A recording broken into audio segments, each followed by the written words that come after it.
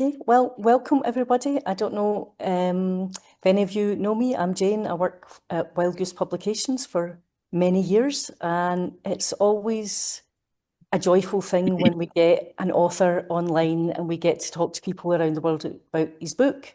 So big congratulations to David on an incredible book, which we'll talk more about, but we can't talk about Wild Goose Publications this week without mentioning Kathy Galloway, who was such an enormous part of our lives at Wild Goose Publications, one of our beloved authors, a leader of the community. And I hope I'm not breaking this news to anyone, but I think everyone now knows that Kathy sadly passed away this weekend, and we're all in a wee bit of a state of shock. So it makes it extra special to gather with people that love words and love books, because my goodness me, Kathy was so talented in that world. And it's very hard to talk about her because it kind of makes me want to cry. And I think almost everybody that's in this thing feels the same way, because she was such a life force, but particularly in the world of books, the words that flowed out of Kathy in her lifetime were just incredible. They were inspirational, they were provocative, they were powerful, they were all the things that she was as a person came out in her writing. So I'm not going to go on too much about that, because I also want David to get his spotlight, because we are here for a book that's called Reason to Hope. And there's always reasons to hope, and we're going to discuss that tonight. And Kathy is a person who I think never gave up hope on anything that she was involved with, ever. So I'm going to read just 4 little lines out of her book that's called The Dream of Learning Our True Name. And it's a book of poetry that is profound in so many ways, and it's such a beautiful collection. And those of you don't know it, I strongly suggest you read it, because it's a very beautiful piece of work. And these 4 lines came to me this morning when I was going through all of her different books, because I think they're really just very beautiful. And they are: in losing you, I will find you. So many times I will be without you, but the things you have given will not leave me.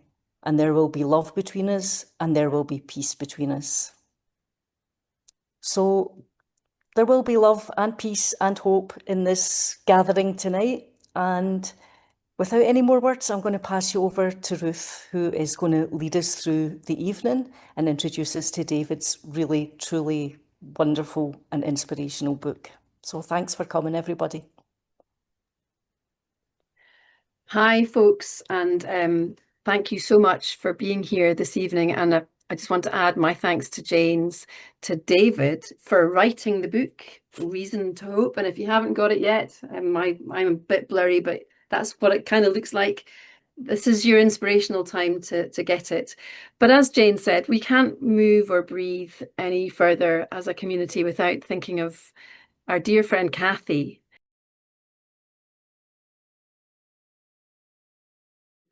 Let us bring David, our wonderful companion in community, author and big thinker, a little bit like Kathy Galloway.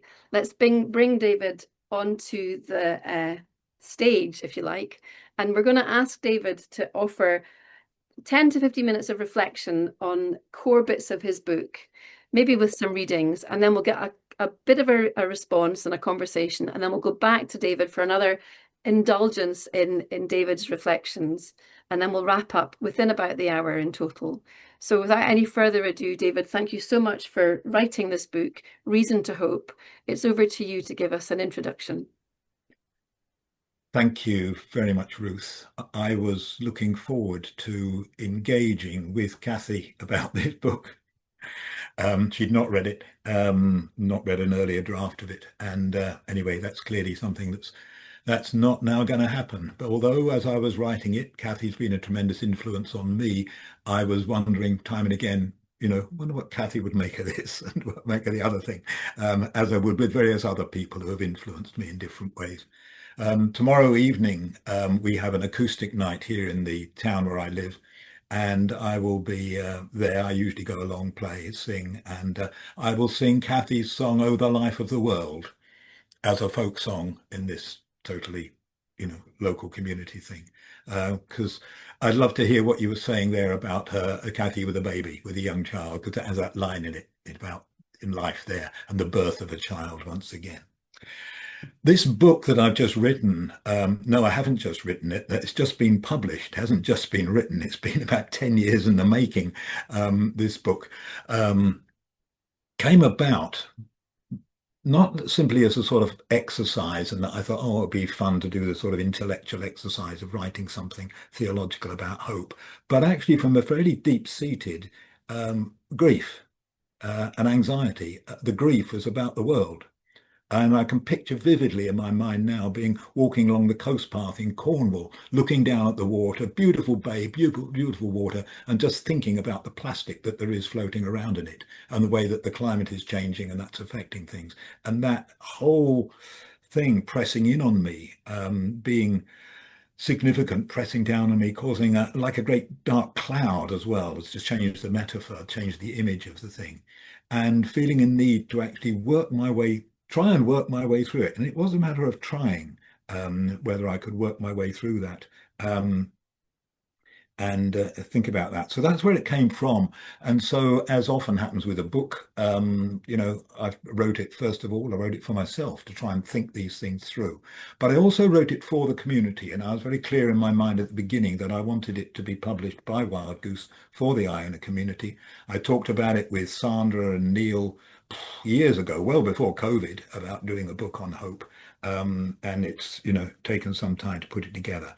I was helped on the way by all sorts of people. And I could mention a few of those. The names crop up in the back here, but one particularly was, by people I read largely, but also odd conversations, throwaway remarks that people come out with. Let's dive into it. The first part of the book is sort of setting the scene and saying what I just said there, really, that it came out of a sort of personal crisis and a personal darkness. And we get into chapter 1, which is about optimism, hope, and reason. 4 children and a dog were having an adventure in the Highlands. "We'll be fine," said Justin, "and the view will be superb." Anna was concerned that they did not have proper equipment for climbing a mountain. It was a sunny day, but there were clouds on some of the tops. "It's only Scotland," said Justin. "It's not the Himalayas." So they carried on up the path towards the summit. The cloud got thicker, and Anna suggested that they turn back. "It'll clear when we get to the top," said Georgia. "Imagine what it'll be like to have the clouds open and to be able to see for miles. And anyway," she added, "we've got Tommy to look after us." "We can have our lunch when we got there," said Dick. "Salmon sandwiches and Dundee cake." But the cloud thickened, and it became harder to see the path. What had been a drizzle turned into rain. The 5 turned round when they thought they were at the top, but the downward path was hard to see. Anna was clearly worried. Their trainers were beginning to slip on the wet rock and grass. Justin went on ahead. "I can see where the path goes," he said. "Don't worry, we'll be fine." Then Georgia, Anna and Dick heard sliding stones and a shout from Justin that cut off suddenly. The sound of stones falling went on for a long time. Tommy began to bark, but there was no answer when they called Justin. At that point, Anna got out her mobile phone and called the emergency services. Mountain Rescue found the 3 children after a couple of hours, helped by Tommy's barking. They were wet through and suffering from hypothermia, and they recovered Justin's body as it began to get dark. Unless Justin had meant something very unusual by "we'll be fine," he was wrong. It's a common scenario for mountain rescue teams, finding people who've gone up without proper clothing and then failed to turn back when the weather deteriorated. Lifeboat crews find people who've set out to cross the sea in inadequate boats. Fire and rescue teams cut out the bodies of people who have set out in their car, having drunk too much, but been quite confident they can drive safely. It goes on. All sorts of people thinking, "Oh, it'll be fine," but it's not fine. Before the COP26 conference in Glasgow, Kathy Galloway, an environmental campaigner and former leader of the Iona Community, was asked if she was optimistic. "No," she said. "No, but I am hopeful." It's probably helpful to distinguish between optimism and hope. Optimism can be hard work. To be optimistic, we have to keep looking for the good things that are happening, but the news we hear is so often bad that we have to look through it, or look elsewhere, or try to find a silver lining in a very dark cloud. And sometimes something that seemed good can turn out to have serious downsides. Or a person who seemed reliable can in time prove inadequate. Or people who should work together bicker and fall out. The optimist has to see the glass half full, not half empty. And that's hard when the glass only has a few drops in the bottom or it's cracked. But hope is something else, something deeper. In Strictly Come Dancing, the judges are looking for someone who can dance well, but they are also looking for flair. And it could be that the person who has that additional factor is not technically the best dancer.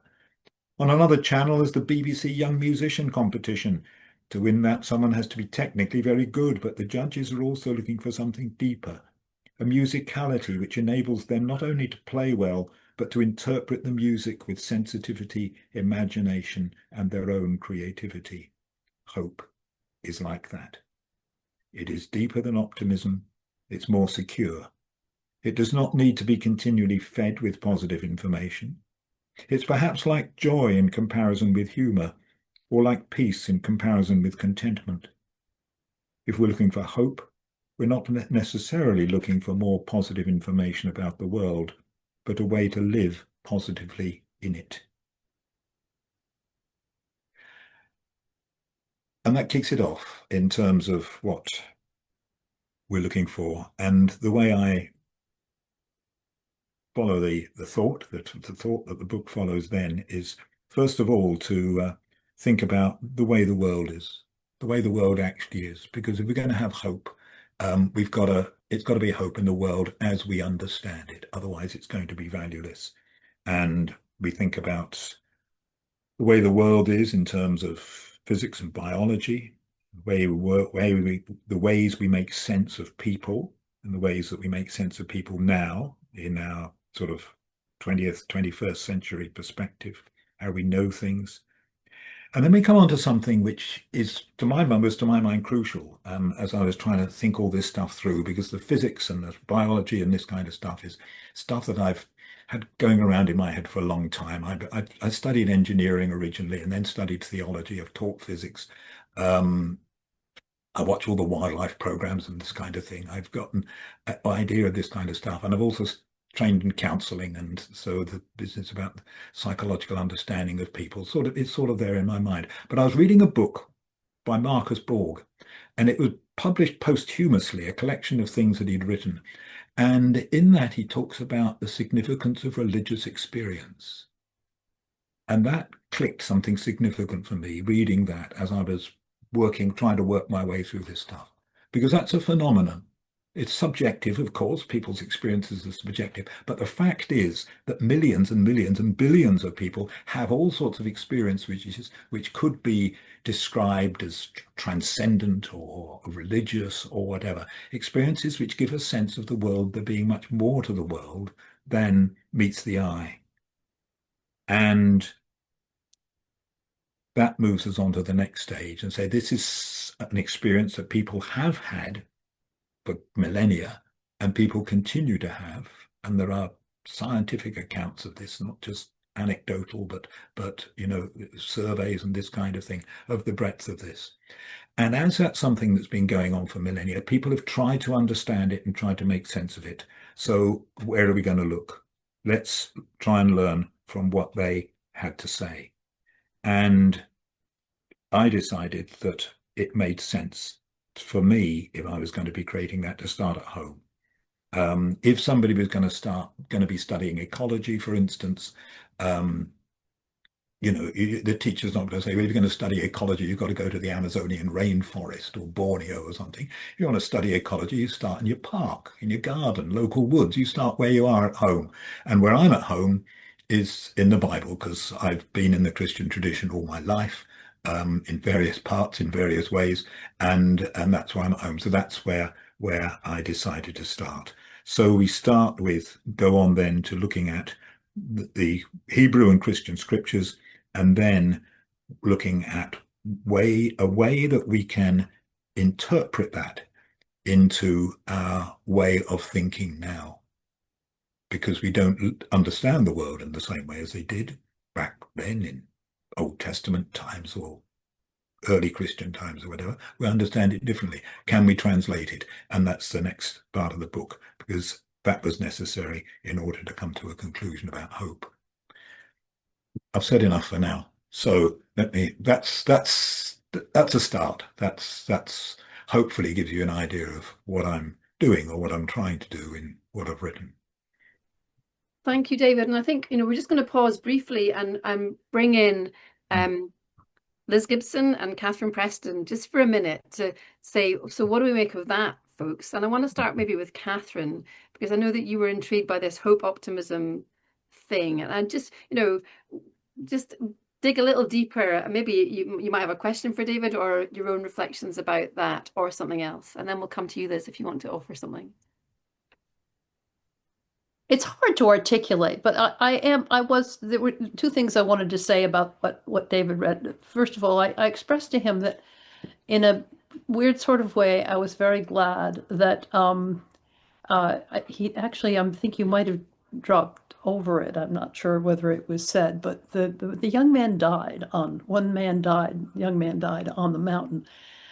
And I appreciated David talking about that, because I think the reality of where we are at is so severe that we need to have that always in the back of our mind. It does not have to dominate us totally, but we can't pretend that things are going to be just fine and that they're just fine now, or that they're just going to be fine no matter what we do.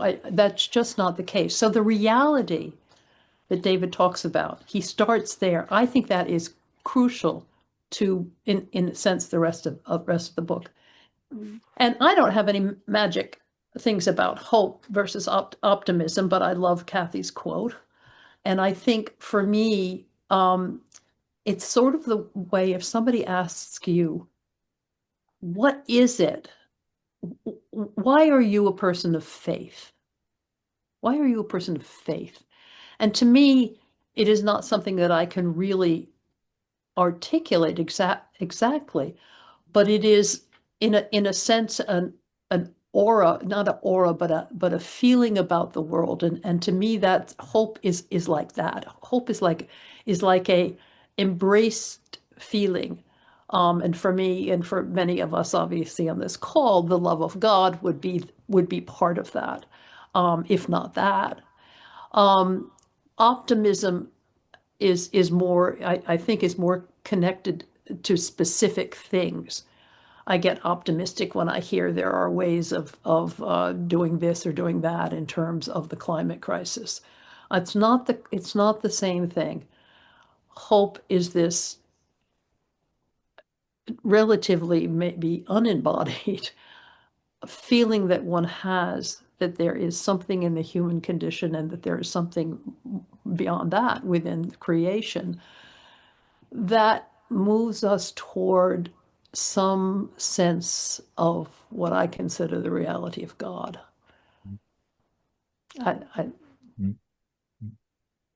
Thank you. Thank you, Katharine. And I think, it can feel a little bit like, well, why bother with this distinction? They both mean broadly the same thing. But as soon as you open up that door, and Katharine, you've illustrated that beautifully, there's a really useful, I think, distinction that we can play on.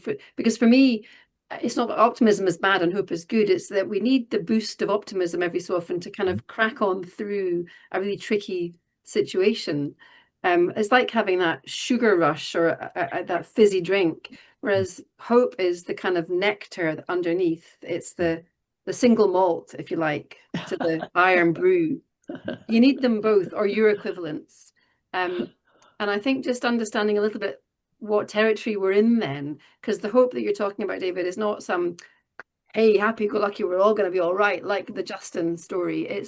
it's something more sustaining that also allows for despair to be part of it, a bit like, you know, doubt is part of faith, and so despair is part of hope. You have to feel the despair in a way. I mean, the other distinction that I've heard made between hope and optimism is that hope is at ease with stillness, whereas optimism is eternally restless and just constantly kind of on the move. But I think we need both of these kinds of energies. The other thing that John Bell said to us over summer at Community Week, when he was reflecting on this theme with us, is that hope has to be a verb. It's, what did he say? Hope must be engaged, not just felt.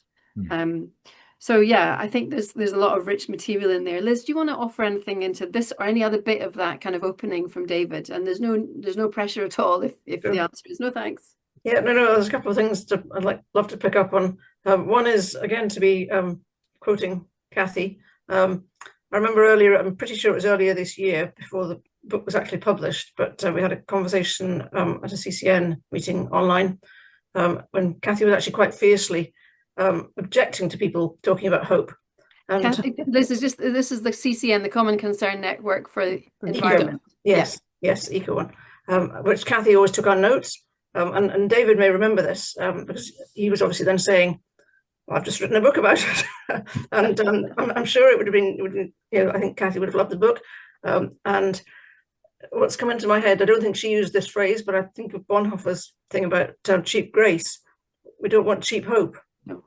And I think she had various buttons pressed, I think, by people talking about hope in a kind of neither real hope nor even real optimism, but just, oh, we've got to be hopeful because, you know, it can be a bit empty. It can be just words, and it can be, you know, but in the Christian tradition, it can be a bit pie in the sky when you die. Now, it's my words, not hers, but I just remember, and I think the image that you used of her sitting on your shoulder, I wasn't sure about quoting this because I don't remember much about actually what she said, but I do remember her being quite fierce about not just using the word hope and throwing it around. So I felt I had to mention that.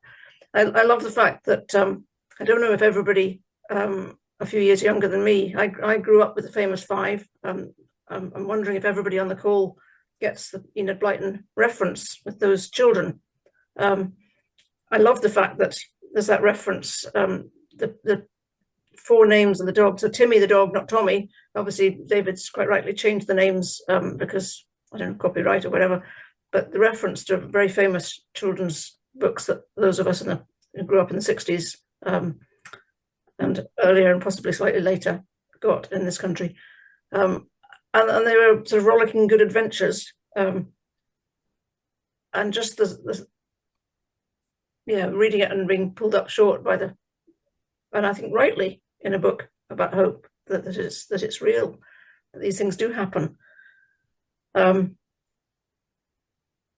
it was extra good that it wasn't just four random names. It was linked. So I thought that was good. And there's other things I could say, but I'll keep that for later on.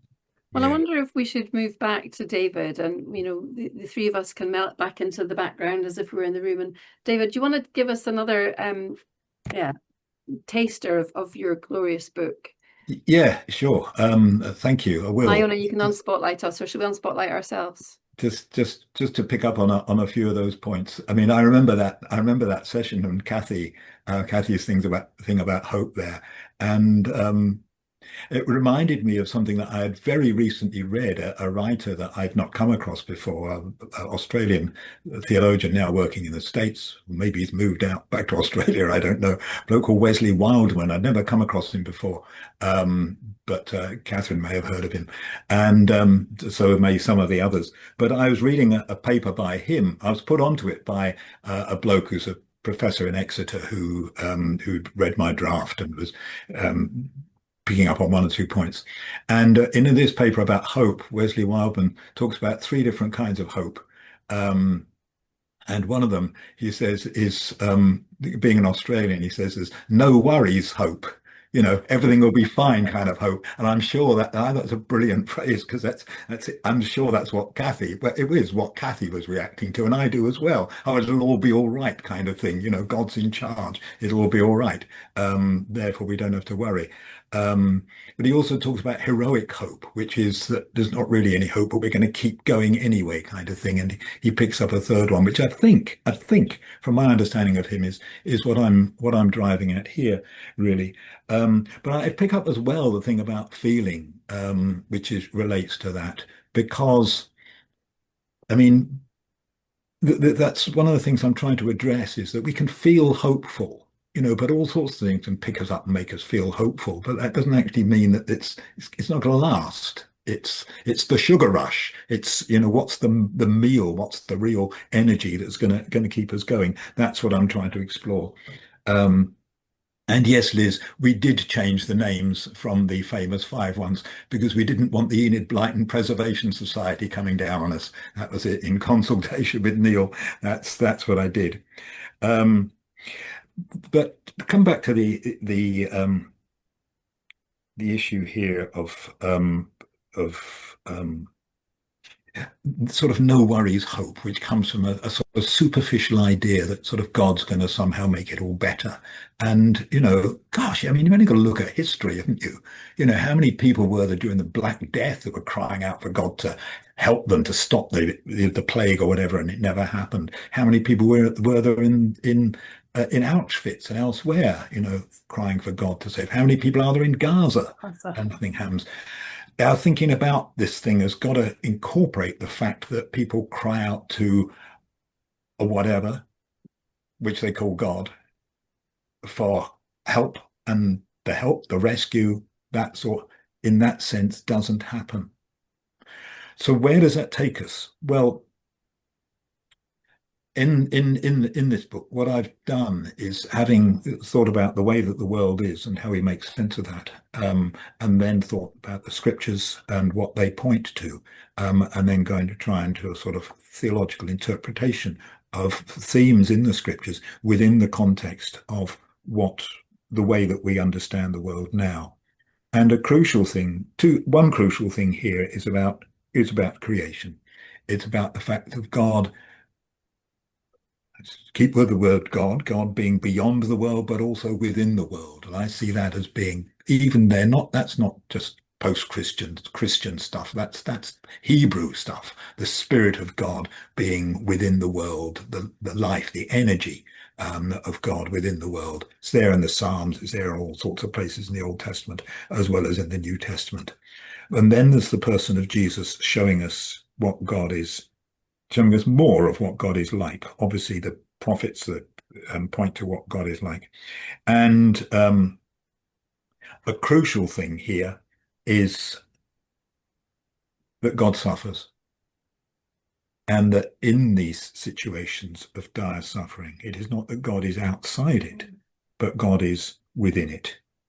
And I talk about how this came to the fore in the 20th century, having been pushed to the edges of things in earlier Christian theology, and in this First World War, some of the First World War theologians like Stuart Kennedy and Timothy Rees and people like that, Bonhoeffer, who wrote "Only a suffering God can help us now," when he was there in his prison, which was being bombed by the Allies during the war. And then, of course, Jürgen Moltmann's work in the 70s, which came out most forcefully in The Crucified God. And what I say is that to these writers, God suffers from human injustice. God suffers with the creation. Our questioning now about hope, our concern for our society, perhaps for our children and grandchildren, and our awareness of what's going on that threatens not just human society, but much life on the planet, might lead us into mental and emotional darkness. If it does, it is a darkness we share with others and with God. For many people, it's not just concern and anxiety that draw them into the darkness, but real pain, hunger, the failure of rains, the destruction of homes and livelihoods in storms or warfare, holding dying children, or the endless struggle with poverty. God is suffering in that darkness. We can think of the world as being continually created by God, who's beyond matter, space and time, and also within the whole cosmos from its origins to its end. We can think of God caring about it in all its vastness, and also concerned for life on this small blue planet. We can think of God suffering with it and suffering within it. It's not an explanation. It's a way of thinking, a way of seeing, perhaps an awareness, or a sense we might have about the depth, wonder, mystery and pain of our lives and of our world. There are always more questions, and there's certainly more to be said. But we can also pause with that idea that God suffers with us and with the rest of creation, or with that image of Jesus on the cross, showing us something of the pain of God.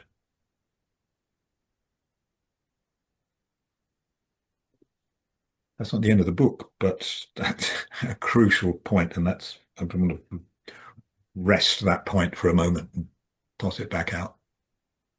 Thank you so much, David. Goodness, there's a beautiful curve in your book, and you've taken us to the kind of nadir, and I guess that's, given our previous conversation, that's the territory that hope takes us to. It's not a glib hope or a sticking plaster hope. It's about a hope in the midst of the pain and the despair. And I guess, you know, one of the things I wanted just to explore with you, you know, the Iona Community's overarching theme for these current 5 years is rooted in hope, lived in community. So there's a beautiful little synergy there. And I know we came up with this way after you had thought about your book, but maybe the book inspired a little bit of this. So, you know, to what extent is life in community, intentional community like that represented on the screen here, a sign of the hope in the despair? And I have memories of particularly times on screens when there's been world events happening that have been tumultuous, and we've been meeting in community online and talking about the Psalms or reflecting on other elements of our community life. And there's a palpable sense that even in this despair, there is a hope that is in the realms of the salvation of the now and the not yet, the notion that there's something, we're part of this bigger mystery we can't quite describe, like death or birth, and that is what we're caught up in. I wonder, Katharine, Liz, maybe start with you, Liz. Do you want to pick up a thread, maybe one that you didn't explore earlier and want to bring back, or one that's been inspired by what David's just said? I think it does tie in. One of the bits that struck me is in the chapter, which is titled One Weird and Wonderful. It's just about the way our understanding changes over the years, and then how we apply things to it. And there was a particular bit I marked about, we still speak in English about a sunset, but we know the sun is not actually setting, it's the earth that's turning. And then he goes on to talk about Galileo, and just that whole way that we can hold on to the Psalms and the Lamentations, and this whole section of the book basically telling a lot of the Bible stories and effectively commentary on the Bible, which initially I thought, oh, you know, I was expecting something different here, but when I then and that whole section was longer than I expected, but actually when I reflected more on it, it was really very helpful because it was picking out different aspects of the Bible, and we can be so familiar with it, or feel we're so familiar with it, and just being gently and quickly reminded of different parts, I think it's really helpful, and how some of the things are timeless. Some of the so our emotions and our feeling of hope or lack of it has resonated through the centuries, millennia probably, but centuries since the Bible, and but we then interweave the scientific understanding we have, and we have to work out how to do that. And even within the Christian community, there's obviously a wide range of views, and sometimes opposing views about it. But I found the weaving together of that in itself quite hopeful. Thank you, Liz. Good. I think that Yeah. for me, the what came to mind when I think about suffering God, I think about God alongside. That's just a word that I use, God alongside. I mean, whatever that may be, or how that may play out. But one of the things that's very near and dear to me and is process theology. And this is something that David doesn't necessarily identify as process theology. I don't think you do, but basically you're talking about it because you're talking about how God changes, and God changes according to God's needs, our needs, creation's needs, all of that. It's a symbiosis. It's a ever changing one way or another. And to me, that the suffering of the suffering is a hard word to deal with, but I mean, I think you're right, absolutely right to talk about it like that. But it's also, suffering is also an opportunity, right? So it's an opportunity for change is the way I see it. So if something is suffering, then there's an opportunity to change in a very much more positive manner.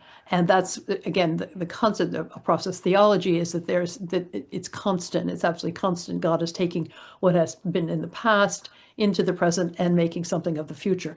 How can that not be hopeful?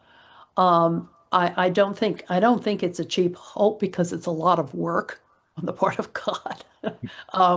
But it is something that is there. So the suffering is part of it, is obviously is part of it.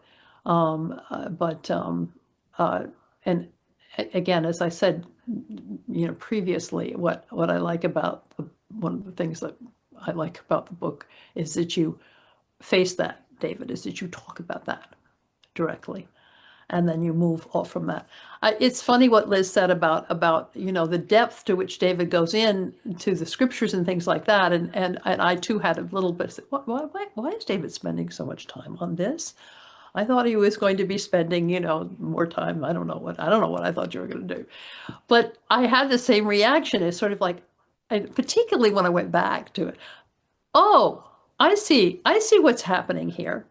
He's drawing on this as sort of like I mean, for lack of a better word, a foundation, something that is under there. How can we not be hopeful when we have the foundation there for us? And he's used his particular foundation, which is the scriptures. I mean, that is something that's important, and we all have different foundations. I'm sure that many of us, I think David talks about this, also use, being out of doors in a forest or by the ocean or something like that. That's another kind of foundation that, undergirds this feeling that we have of having hope. And it's not, again, everybody has said the same thing. It's not cheap. It's not something that's just going to happen like that. Anyway. So I appreciate the depth that David went into with that. And let's go back to that depth, because I think, you've taken us to this depth, David, and we're coming towards the end. It's the last little chunk. And I wonder if you might take us to the next bit of the book, and by way of kind of closing off, to give us a kind of, an any final words you want to say about the book. And I guess, it could seem very glib, but my question to you, David, is there one, if you had to choose one reason to hope from the book, what would it be? And is that not even the way that you were going? What gives you, David, reason to hope?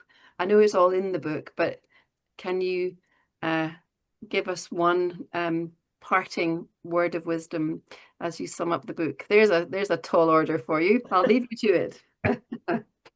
I'm going to give you a double answer there. I'll read a couple more paragraphs in the book from different points, but one is, I remember a conversation, I won't mention names here, but I remember a conversation in our family group one time. It was back at the time of, can't remember, 9/11. I remember that. We had a family group just after that meeting. And I was in a dark place at that time, and and I just tossed out the question, what reason in this kind of, when people will do this, what reason do we have for hope? And somebody else in the group said, and I said, what basis is there for hope? And they said, well, the resurrection of Jesus Christ. And I thought, that is glib. That is so glib. But in fact, to me, there's a lovely phrase in one of the modern Church of England liturgies, which talks about Jesus revealing the resurrection. And I like that image, that picture, because it is that, the event, whatever happened, the event there points towards the way that God works, which is being in the suffering, but out of it bringing new possibilities and new life, and in ways that are inconceivable to us. Having said that, I'd want to say that actually what I find emotionally, what I'm dealing with here is, if you like, arguments emotionally will pick me up, make me feel better, is actually being outside in nature or being beauty. Just, looking at, I can contemplate, meditate, just look at the world and look at the colors, look at the patterns, look at the textures, and just that whole thing, and contemplate that. And that moves me into a better place, a more hopeful feeling and a more hopeful sense.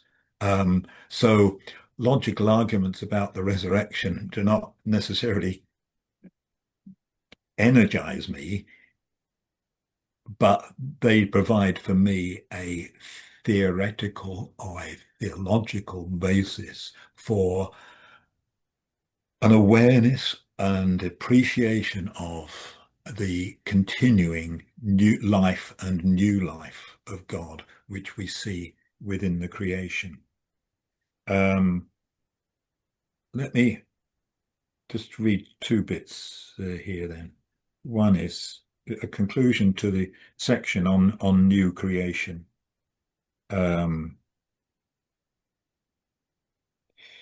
My suggestion is that overall it makes sense to see the world in this way, as the creation of God beyond the world, within the world, suffering with it, and continually creating new life and possibilities within time and eternity.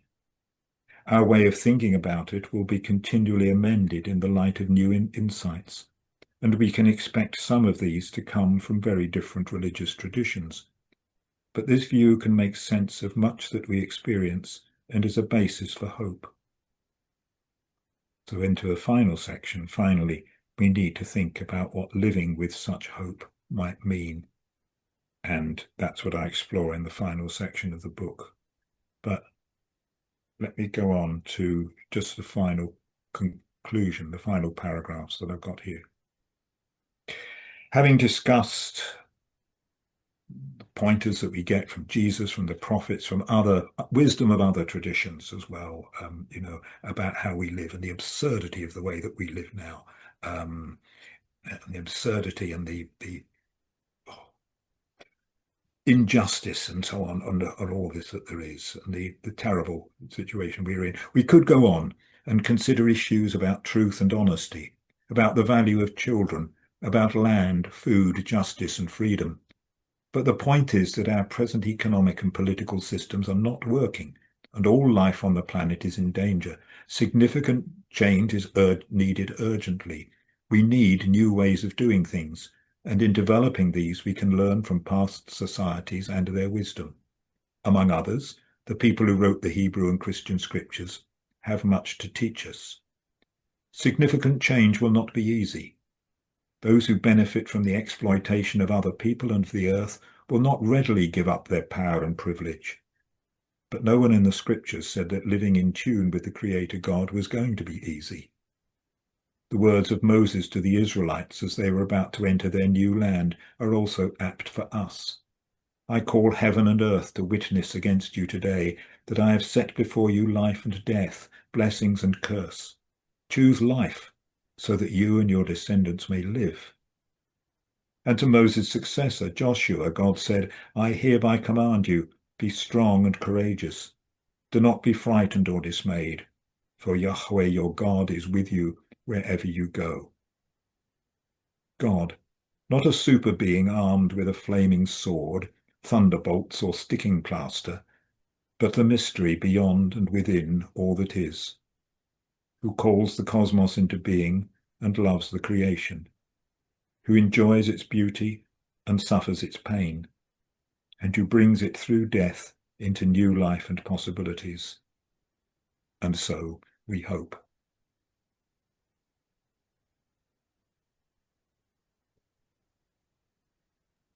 Wow, David, thank you so much. You have given us many reasons to hope, and you have given of yourself. I know you did a launch on Iona, and now again here.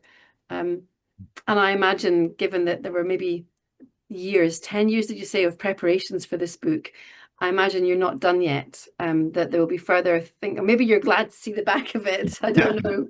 But you have opened up a vista for us for reasons to hope, which is not glib, is not sticking plaster hope, is a depth of sharing in faith that, particularly in this poignant time of our grief as a community, is a powerful tonic. Thank you. I'm going to hand over to Iona now to wrap up the evening. I just want to thank everyone for being here, particularly to David, to Liz, Katharine and Ruth. It's been a really special evening that I'm really glad to have had here with you all. But it's never anything without the people that come and join with us in community. If you do want to get yourself a copy of the book, if you haven't already, I will put that link back in the main chat there. But just really thanks again to everyone, and to the Wild Goose team as well, to my colleagues Sandra, Neil, Jane, Gail, who have helped put this book together, pull it together with David and everyone else involved. So thank you all for coming. David wants to, I think, say a parting word, and if anyone wants to hang on for a chat, we will be here, but just take care, and I'll let David have his last word. It doesn't need to be the last word, but just very briefly, a few practical things Ruth said about following on. A number of people have said, without me writing it as a book for a group study, a number of sort of Brian McLaren and Tim Gorringe and others have said, you know, this would be a good book for groups to study. So I will be, hopefully, sometime in the autumn, be putting together some sort of questions and things that might help groups work on it. Another thing that I will be doing, I hope, is producing a course which will be downloadable from Wild Goose. I've talked about that with Neil and Sandra, and I've been using it on Iona and in various places over the last 6 months or so. It's not based on the book, doesn't require the book, but it draws on the, if you like, on the theology of the book.